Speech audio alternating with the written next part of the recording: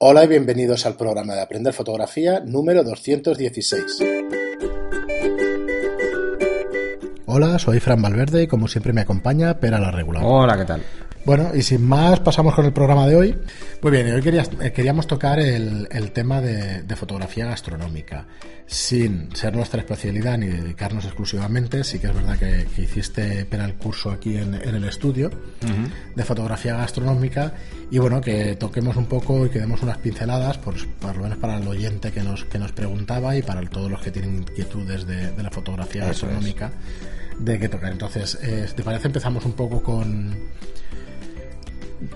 Bueno, ¿con qué? ¿Qué cosas podemos hacer? Sí, porque a ver, cuando hacemos cocina y hacemos fotos a platos básicamente, lo realmente importante es tener muy claro cuál es el destino de esa fotografía.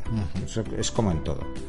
Si a nosotros lo que nos interesa es, por ejemplo, dar a conocer una serie de platos de un restaurante, pues va a funcionar en función de cómo sea el tipo de restaurante, vamos a tener que hacer la fotografía. Esto, dicho así, puede parecer muy genérico, pero es importante tener una línea común. No vamos a hacer cada plato de una forma diferente, ni vamos a complicarlo muchísimo en cuanto a iluminación. Lo realmente importante a la hora de trabajar es tener muy claro que una vez hemos decidido cuál es el tipo de foto que queremos obtener, tener una serie de cosas para conseguirlo. De entrada, tener algún sistema de iluminación. La ventaja de la cocina gastronómica es que, bueno, el plato no se mueve. A no ser que sea alguna creación de estas que haga llamas o cosas así, que tampoco, el plato en sí no se mueve, con lo que podemos trabajar con diferentes fuentes de iluminación. Veréis que en el bodegón de gastronómico os vais a encontrar mucha gente que trabaja con luz natural, gente que trabaja con iluminación LED, gente que trabaja con flash. Podéis utilizar la que queráis. Lo realmente importante es tener en cuenta que si vamos a hacer varias fotos, todas deben quedar igual o muy parecidas, aunque tengan matices diferentes, ¿eh? Así que si vamos a trabajar con luz día, vamos a tener que tener claro que vamos a tener que aprovechar que el día sea siempre igual, ¿no? O siempre lo hagamos más o menos a la misma hora, dependiendo de cómo sean las ventanas, del sitio donde vamos a trabajar, etcétera. Porque cualquier matiz va a hacer que cambie. Y bueno, puede no quedar tan elegante, que sean muy diferentes. Si solo vais a hacer una foto, da exactamente igual el que utilicéis. Entonces, los mecanismos más sencillos es utilizar o una luz estable tipo LED o una luz más que... Digo LED porque como son muchas bombillas no tiene fliqueo, no parpadea. Entonces no tenéis subidas y bajadas ni de temperatura de color, ni tampoco tenéis subidas y bajadas de intensidad, con lo que las fotos son muy estables. O el flash, que también nos ofrece la posibilidad de tener una luz estable. Lo realmente importante cuando hacemos fotografía gastronómica es tener multitud de gadgets. ¿Cuáles son los más normales? A ver, cartulinas. Grandes, pequeñas, blancas, negras. Cartulinas, muchísimas cartulinas. Totalmente de acuerdo. ¿Vale? ¿Por qué? Porque igual queremos reflejar un poquito de luz en una zona concreta y cogemos una cartulina muy pequeña, o queremos anular precisamente esa luz extra que hay rebotada en una pared de una zona también muy concreta. Hablamos de reflectores de luz o de limitadores o banderas en este caso. Reflector de luz, yo de hecho he visto una sesión de fotografía gastronómica, digamos, al natural, como dices tú, con luz natural, sí, y tal, en Sitges, en un ventanal, y con una cuchara. Con una cuchara daba el reflejo al tenedor que estaba puesto sobre el plato. Sí, era un reflejo muy, muy puntual. Se hacen muchas cosas de este estilo. Entonces, una de las cosas que, por ejemplo, hemos visto en los talleres que hemos hecho aquí es precisamente hacer que utilizar, por ejemplo, un flexo que puedes atar a la mesa y que tiene una pinza al final y poner una cartulina e irla moviendo hasta que cojamos la zona, o cortar la luz de una parte de la ventana. Pues, por ejemplo, hicimos una fotografía que seguramente la tendrás tú y la podremos subir. Hicimos una fotografía a una hamburguesa en un bocadillo, que además luego nos lo comimos. Ya, me lo dijiste. Fue fantástico, estaba buenísimo. Entonces, una de las cosas que hicimos es, como la luz pegaba demasiado en el pan porque está más cerca, pues cortarle un poco la luz a la parte de encima para que no brille, porque la textura del pan con sésamo brilla mucho. Pues poner una pequeña cartulina encima con el flexo para evitar que llegue toda la luz, y, por ejemplo, poner debajo un reflector para que dé más luz en la carne. Otra cartulina, pero en este caso es blanca. Ese tipo de juegos os podéis, recrear todo lo que queráis. Nosotros lo que hicimos como ejercicio fue hacer primero cómo haríamos una fotografía muy sencilla y luego a partir de ahí pues ir añadiendo cosas para ir haciendo que esta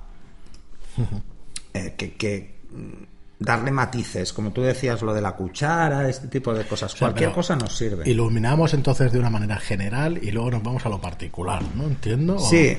¿Cómo recomiendo yo que empecéis a jugar con esto?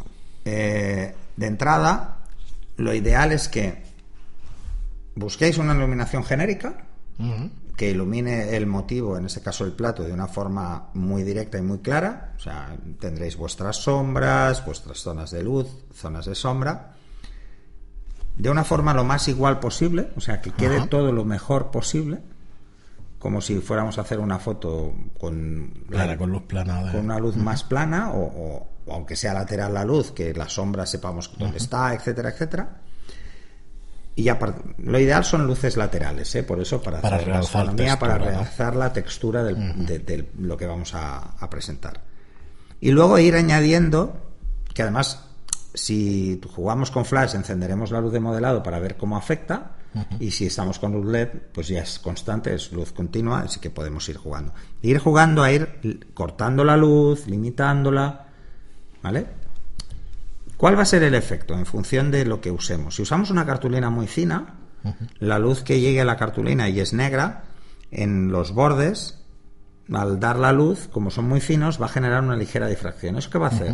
Va a hacer que la luz que entra recta, entre recta, pero la que dé en el canto se abra ligeramente hacia arriba, con lo que tendremos una caída muy suave. Cuanto más cerca esté, más oscuro será, y cuanto más lejos, más suave. Jugaremos con la cantidad de luz que llega. ¿Qué tamaño de fuente de luz utilizamos? Cualquiera vale. Aquí hicimos un ejercicio de trabajar con una ventana grande e ir cerrando la luz. Pero luego metimos una más pequeña y fuimos jugando con una luz más lateral. Nos vale cualquiera. Cuanto más cerca. Y luego hay que jugar con la dureza. Pero cuanto más cuanto más cerca la fuente de luz del objeto, menos dura es, porque proporcionalmente la fuente es más grande. Vale, se convierte en más grande. Exacto. Entonces, si usamos, por ejemplo, un flexo con una bombilla, claro, en una hamburguesa la bombilla es proporcionalmente muy grande cuando está muy cerca. Entonces la caída es muy baja, pero el problema es que no vamos a poder hacer fotos porque vamos a coger la bombilla en todas las fotos, ¿vale? Pero conforme la alejamos se va haciendo más dura, las sombras cada vez son más profundas. Bueno, pues esto es lo que vamos a jugar. Os digo el ejemplo de la bombilla, aunque no es el mejor ejemplo, porque la bombilla, como es de filamento, tiene ese fliqueo, ese parpadeo que puede fastidiarnos la toma. Así que lo ideal es jugar con una luz que sea lo más estable. Y lo más estable en este caso sería pues jugar, por ejemplo, con esto, con una fuente tipo LED o con una fuente tipo flash. Si, por ejemplo, no tenéis ni LED ni tenéis flash y solo tenéis bombillas, ¿qué puede pasar? Bueno, lo ideal es que pongáis más de una. ¿Para qué? Pues lo que no van a ir es sincronizadas. Os pongo un ejemplo que todos habréis visto más de una vez. Los fluorescentes que se ponen en el techo, por ejemplo en la cocina, siempre van en pareja, porque cuando uno baja es muy difícil que baje también el otro. Esa fluctuación, ese fliqueo no coincide, y al no coincidir la luz se ve más estable. Si en vez de 2 hay 3, todavía se ven más estables. Es un efecto óptico, porque en realidad no es un efecto óptico, es que no coinciden las curvas. Se compensa una con la otra. Se compensan. Entonces, como se compensan, es muy difícil que veamos fliqueo. Cuantas más fuentes, más fácil que se compense. En un flash no es así, porque el destello es tan corto que da igual que se compense. Siempre es el mismo destello. Pero cuando la luz es continua, no. Siempre trabaja a una frecuencia concreta. Pues 40 Hz, 50 Hz, 60 Hz, lo que sea. Entonces, cuantos más, mejor, ¿no? ¿Qué pasaba con las televisiones antiguas de tubo? Tenían una sola bombilla, por decirlo de alguna forma, que tenía un refresco de 50 Hz y acababas con un dolor de cabeza en narices porque fliqueaba. Empezaron a salir las de 100 Hz. Y luego salieron las de 100 Hz, que simplemente era hacer que hubiese más de una. y entonces estamos cambiando la frecuencia. O que tuvieran tubos de mayor frecuencia para que no fueran tan molestos. Bueno, pues esto pasa exactamente igual. Si jugamos con obturaciones altas, el fliqueo se ve mucho, porque como capturamos un segundo muy pequeño, un espacio muy pequeño de tiempo, vemos ese fliqueo, vemos que una foto nos sale rojiza, la otra nos sale azulada, y es porque ha cambiado la temperatura de color, o una nos sale más baja de luz, otra más alta de luz. Si trabajamos con obturaciones de mucho tiempo, no, porque estamos cogiendo toda la onda, cuando sube y cuando baja. Entonces ahí lo realmente importante es medir bien, y medir bien es complicado, pues por ejemplo, porque el fotómetro solo va a coger una fracción del tiempo. Medimos luz incidida. La que incide es mejor. Si tenemos luz continua, podemos medirla reflejada, pero hay que hacerlo bien.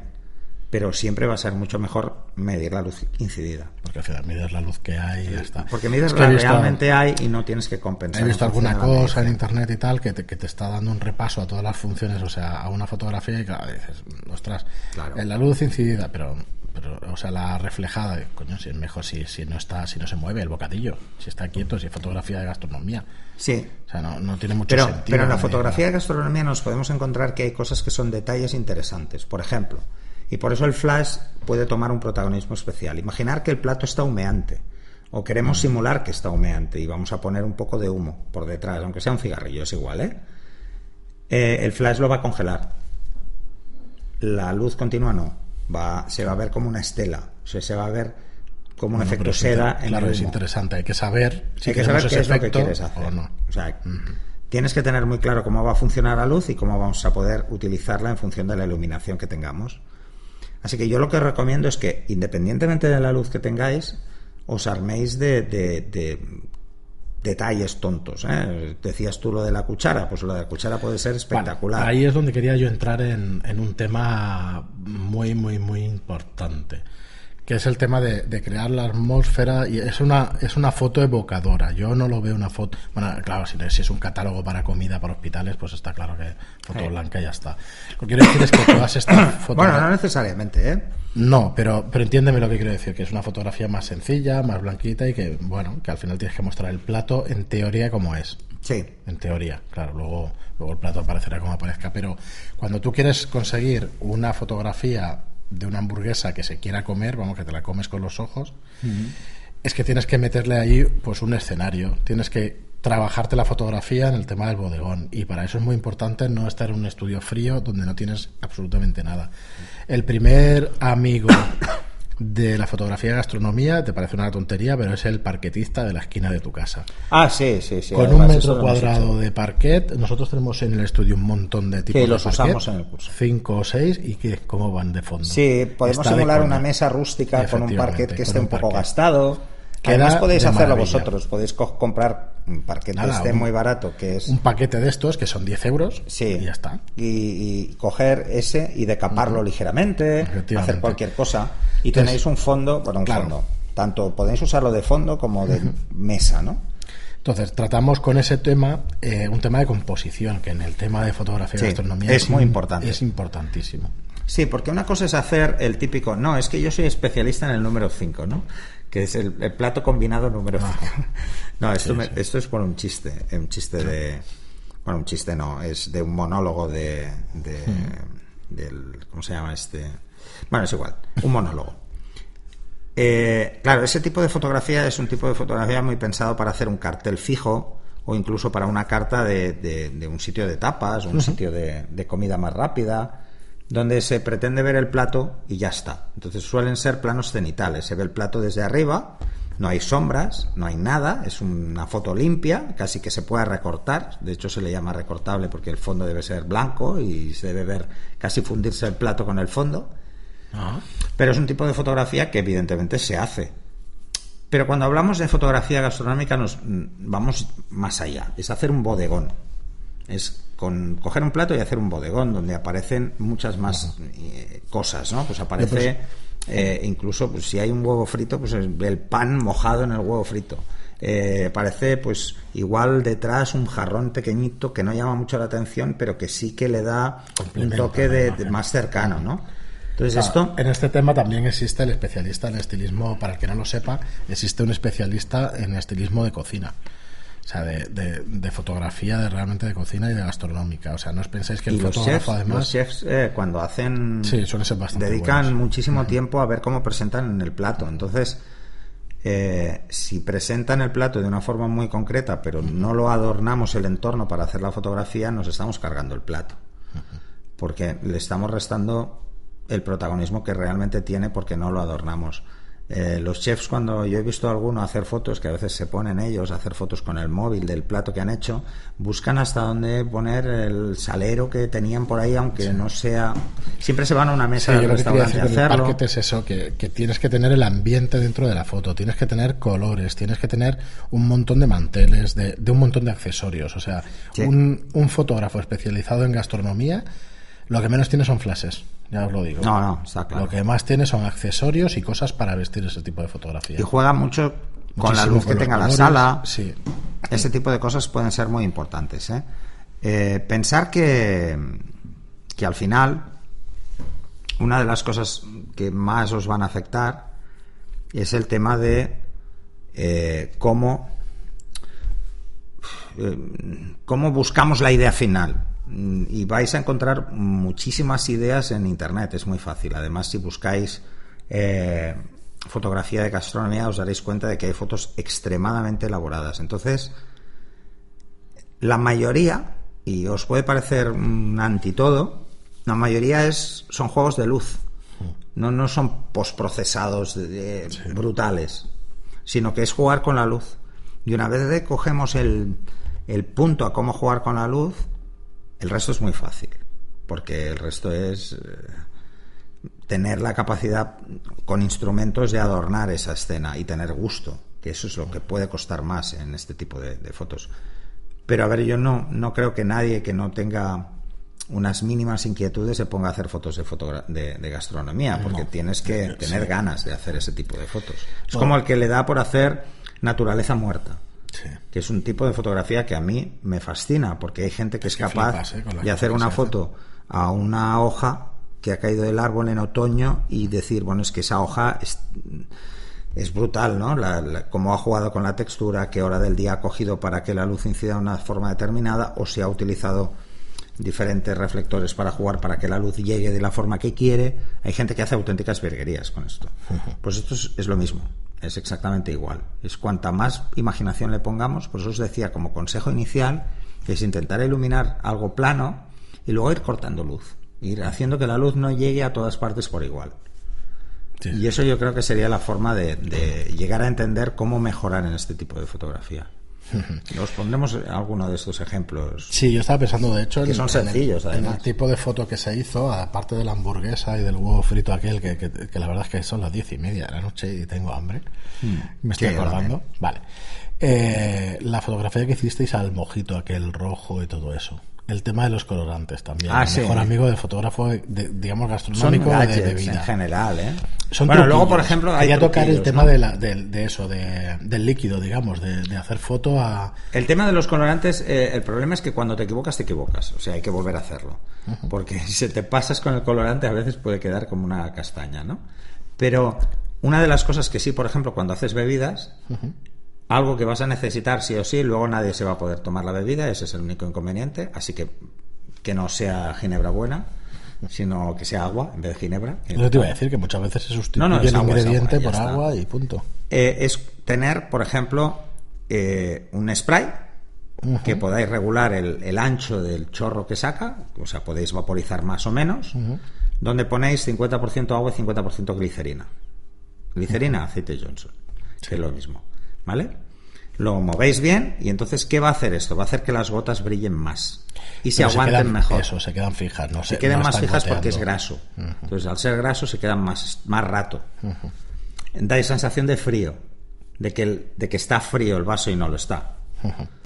Ese tipo de cosas se utilizan y también se utilizan barnices alimenticios para jugar a dar brillo, ¿no? O sea, pero eso muchas veces solo con que mojéis un pincel con agua a la carne, por ejemplo, le dais un toque y va a coger un color diferente y un brillo diferente.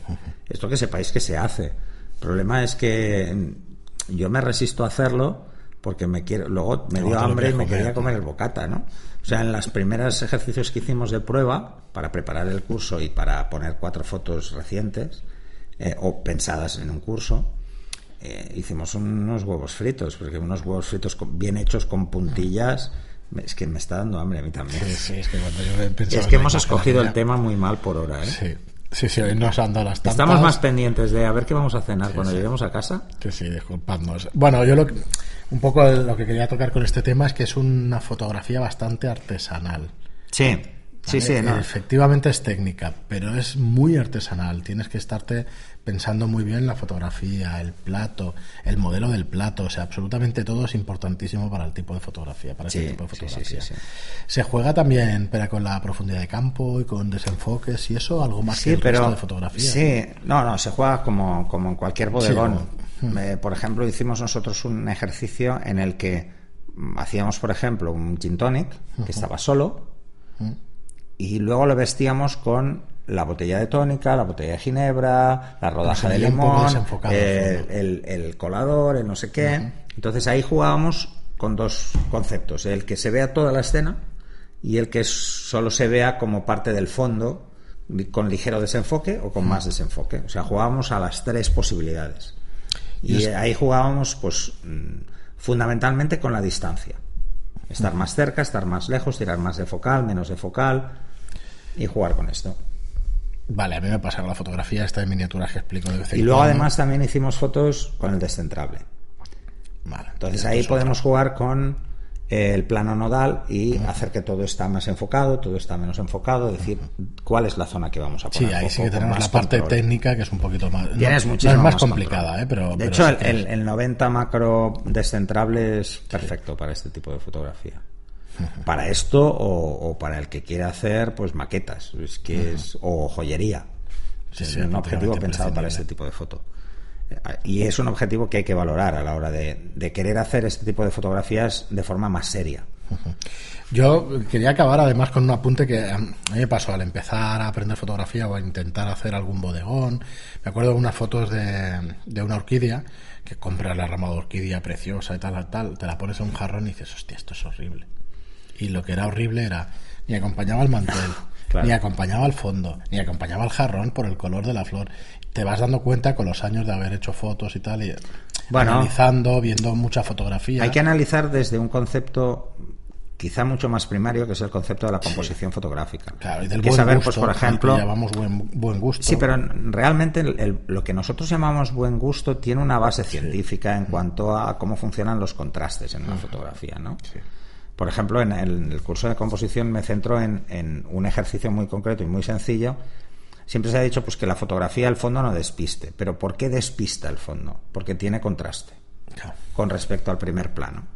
Si, por ejemplo, cogemos una flor y el fondo es blanco, nuestro cerebro va al blanco y no puede evitarlo porque es más luminoso.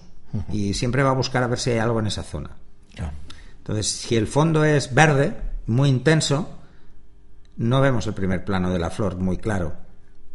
Pero si el fondo es más claro, le llega un poquito de luz, pero no llega a ser tanta diferencia, el cerebro va a ver mejor el primer plano. Entonces, es jugar no solo con el contraste, sino con el color. Si tú coges y pones un primer plano con tonos fríos y el fondo es con tonos vivos, el cerebro es que no puede hacer otra cosa que irse el tono vivo primero, porque llama la atención. ¿Pero por qué llama la atención un tono vivo? Que esto es una explicación puramente antropológica. ¿Por qué vemos antes las luces y los tonos vivos que las sombras y los tonos fríos? Por supervivencia, supongo, ¿no? Pura supervivencia. Las cosas rojas son alertas. Sangre, ¿vale? Nos alerta. Entonces, los tonos vivos, por eso nuestro cerebro los intenta buscarlo mucho más rápido. Los frutos, pues cuando están rojos, pues hay que cogerlos, porque se recolecta porque ya está maduro. Ese tipo de cosas. Entonces, esto, bueno, lo llevamos, es un tema básicamente antropológico. Genético, y todo lo que son, lo que llamamos reglas de composición, están basadas en eso. Están basadas en ese tipo de cosas. Pues cuando hacemos un bodegón y estamos utilizando, por ejemplo, el ejemplo que os ponía de la hamburguesa. La hamburguesa, la carne es mucho más oscura que el pan. el pan brilla más, tiene más luz. Entonces, si queremos vender la jugosidad de la hamburguesa, si el pan que está encima tiene más luz que la hamburguesa de forma evidente, estamos vendiendo el pan. No estamos vendiendo la hamburguesa. Entonces hay que hacer que la carne se vea brillante, jugosa, apetecible. Y ahí tienes la foto que hicimos, ¿no? ¿Qué hicimos? Pues ir cortando luz para que al pan le llegue menos, brille menos, llame menos la atención y brille más la carne, porque entonces parece más jugosa. Entonces, si os fijáis, os vais a cual... Mira, imaginaros que es foto como más sencilla, aparentemente, pero no lo es. Os vais al McDonald's y fliparéis. O sea, está muy medida precisamente porque parece más jugosa de lo que luego nos encontramos. Y es así, simplemente se juega con la luz. Por lo menos tocar ese tema de decir, ostras, que es que no me sale, es que para hacer una buena foto de gastronomía habéis de haber visto y hecho muchísimas fotos de gastronomía, pero muchísimas. Hay una fotógrafa que se llama Becky Lawton, que está aquí en Barcelona y eso, y es una fotógrafa bastante famosa de gastronomía, y cuando vas a su estudio, yo he visto fotos solo, pero de su estudio, pero lo que más tiene es lo que decíamos de accesorios, de maderas, de tablas, de tipos de plato, de tipos de vajilla, de tipos de vasos, de tipos de colorante, de todo este tipo de cosas. Sí, claro. Entonces no es un estudio, aquí en Estudio Lightroom, pues bueno, tenemos un ambiente un poco más frío en ese sentido, no tenemos tantos accesorios porque es lo que menos se hace. Bueno, pero usamos un montón de cosas, porque cartulinas, flexos... Sí, todo esto sí lo tenemos, pero me refiero al atrecho y a la composición de la foto, ahí vamos un poco más perdidos, que no tenemos tanto material, quiero decir. Muy bien, Pera, pues oye, yo lo veo un repaso muy interesante, sin poder hacer porque es audio, no podemos mostrar la hamburguesa. Bueno, pero lo pondremos.